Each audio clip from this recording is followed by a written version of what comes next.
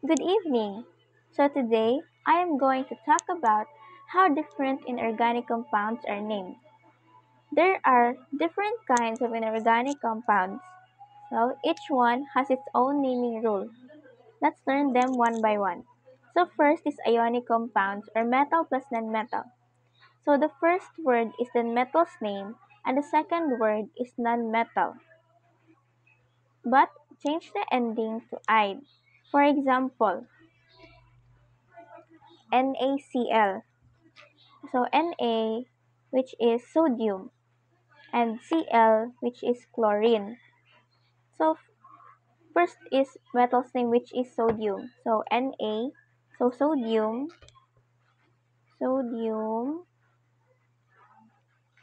and the second word is the nonmetal. So chlorine. But we change the ending to "ide". So chlorine will become chloride.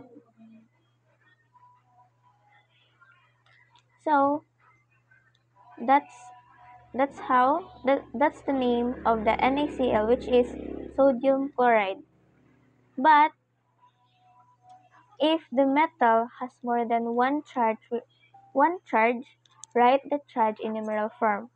For example, FeCl2.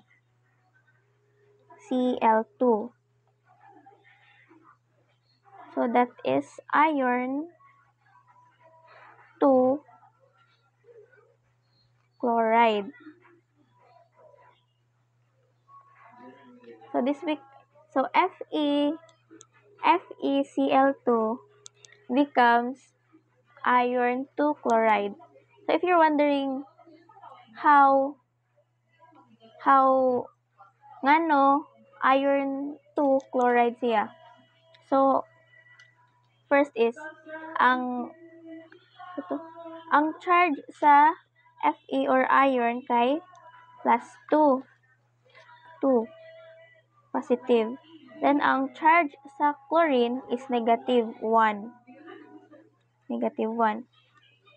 So ang the easiest way ani kay imo man siya i-balance, pwede nimo siya i-crossover. Ana. Dako na to. Fe plus. For example, kani imo siya i-crossover. So ano ni siya, ang kaning positive 2 balhin siya dari sa Cl. So mao ni siya. FeCl2. So mao ning naing-ani ang mo ni siya iron 2 chloride. Same ra gihapon siya if FeCl3 ang given or okay, next is second is covalent compounds or nonmetal or nonmetal. So use prefixes to tell how many atoms are there. So for if there are 2 atoms, you use the prefix mono.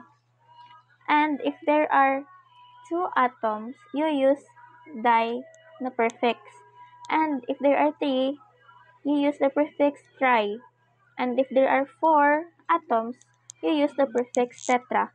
And if there are 5 atoms, you use the prefix penta. So, example. And also, we change the elements ending to "ide". So, for example, is carbon, CO, CO, CO. So, CO. CO, CO. So, first is, ang iya non-metal's name, which is carbon. So, carbon. And sa O kay usa ra man ang iya charge, I know atoms. So, ang ila ato gamiton na prefix is mono. So, ang oxygen O stands for oxygen. So, oxygen man siya. So, di ba na ay usa ka atom. So, mono. Then, oxygen siya, no? Then, ato siya i-change og ang iya ending to side, oxygen. So, monoxide na siya. So, ang name sa CO is carbon monoxide. So, another example is CO2. CO2. So, iya name, which is ang carbon, which is the nonmetal's name, is carbon. Then, naamay duha ka atoms. So, ang ato gamiton nga prefix is di. So, carbon dioxide. So, CO2 is carbon dioxide. Okay. And the third is acids. So, it always starts with H or hydrogen, and there are two types. So, first is binary acid, which is H plus nonmetal, one nonmetal. So, we start with H. We use hydro plus root plus ic acid. Example, HCl. So, we start with H. We start with hydrogen. Muna hydro. Then, ang iya root Cl is chlorine man siya. So, chlorine is chlorine. Then, ang iya last kay ato man siya i-change og ic mo ng hydrochloric acid. Then, another example is H2S. So, we start with hydro. Then, ang iya root is ang S nga element is sulfur man. So, sulfur. Then, ato siya i-addan siya og ic acid. Sulfuric acid. So, ang H2S is hydrosulfuric acid. So, another type of acids is oxyacids, so H plus polyatomic ion with oxygen. So, we always start with H. So, if the ion ends in 8, we'll change it to ic acid. And if the ion ends in 8, we'll change it to OUS acid. So, OUS acid or OUS acid. Example, H2SO4, which is sulfate. So, na-end siya og 8. Sulfate na-end siya og 8.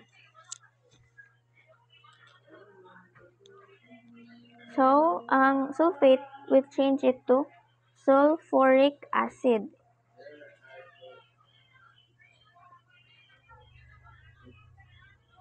Kay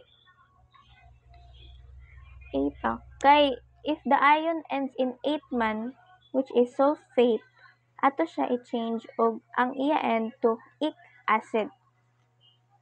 That's why name mo siyang sulfuric acid. Then, another example is H2SO3,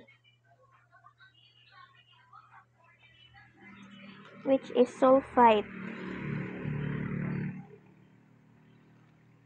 So, sulfite. Ato siya i-change og OUS Kay nag-end man siya og ite kay. If the ion ends in ite, ato siya i-change og us acid. So, sulfite, sulfus, sulfurous, sulfurous acid. Anong sulfur siya kay? Sulfur man. Sulfur. Munang sulfurous acid. Okay. Then, the last is compounds with polyatomic ions. So, some compounds have special groups of atoms called polyatomic ions, like nitrate, sulfate, katong ato giano ganiha, which is H2SO4. So, ano na siya, polyatomic ions, sulfate, and carbonate. You just name the metal first, then the ion. Example,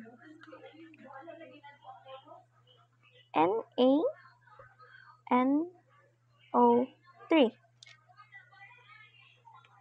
Ano? So, di ba, you just name the metal first, so which is sodium first man daw. Sodium. And then, ang ion niya, man siya, polyatomic ion. Which is, ang NO3 is, ano siya, nitrate.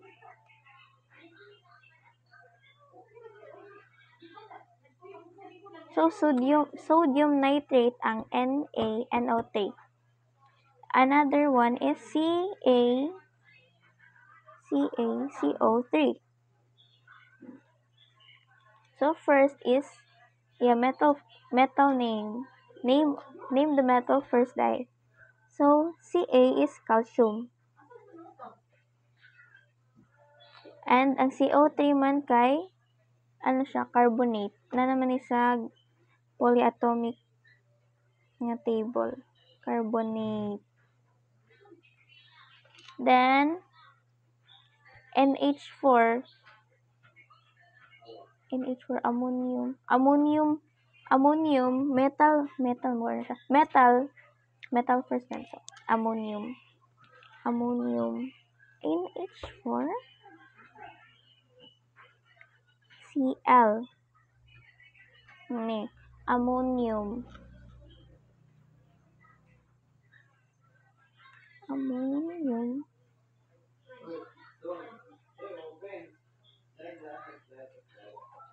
chloride. Wala. Ang ammonium kay na naman siya sa polyatomic na table ngadto. Ano? Apil siya sa polyatomic ions. Okay. Then metal magwala siya. Then ion man ang chloride. Mura to, ma'am. Thank you.